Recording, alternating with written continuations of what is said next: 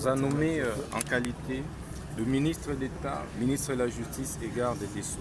Il revient donc au ministre de la Justice de pouvoir non seulement créer le sceau officiel, mais aussi et surtout le mettre à la disposition de tous les services de l'État. Ce pour lutter contre des contrefaçons, des falsifications des documents, des faux documents et autres. Le président Kamere a été la première personnalité à solliciter ce sceau et nous nous sommes attardés, en tant que deuxième institution de la République, de venir lui déposer le sceau officiel de l'État. Ce processus va se poursuivre sur l'ensemble du pays, au niveau des entités locales, au niveau des entités provinciales, mais aussi ici au niveau national. Le gouvernement a annoncé. Est-ce qu'une raison officielle au chef de l'État également est prévue? En effet, nous avons commandé ces sceaux que nous avons créés, comme nous l'avions annoncé, auprès de Chani Metal. Alors, Chanik a imprimé certains ici et d'autres commandés à l'étranger. Et donc les gros sceaux que nous allons devoir remettre au chef de l'État, ça veut dire les sceaux de l'État, mais aussi le sceau officiel, en tout cas du ministère de la Justice. Nous allons attendre un peu que ça arrive à Kinshasa pour pouvoir le remettre officiellement à la haute hiérarchie. Votre déclaration sur les vidéos qui circulent concernant l'état des prisons a été contredite par certains prisonniers politiques qui ont dit que non, c'est ça la condition de vie des prisonniers. Qu'en dites-vous? J'ai effectué plusieurs descentes au niveau des maisons carcérales.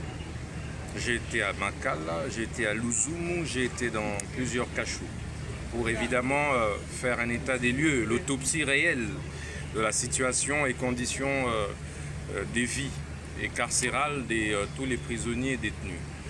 Je me suis rendu compte effectivement il y avait une surpopulation carcérale. Mais sur le plan de la prise en charge, je me suis rendu compte que les prisonniers congolais, en tout cas, mangeaient 2 à 3 fois par jour.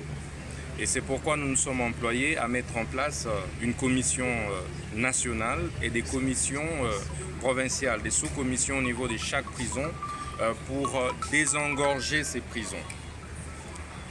La commission nationale m'a fait un premier rapport qui ne m'a pas satisfait.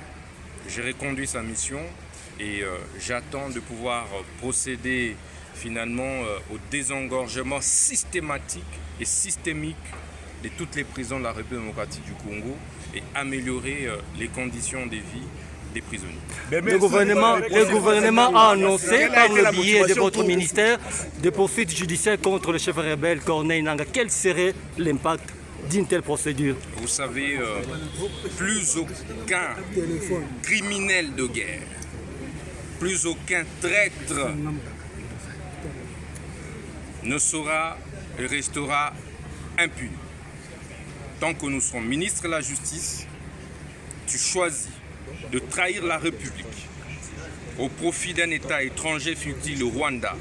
Tu devras répondre de tes actes devant les juges congolais.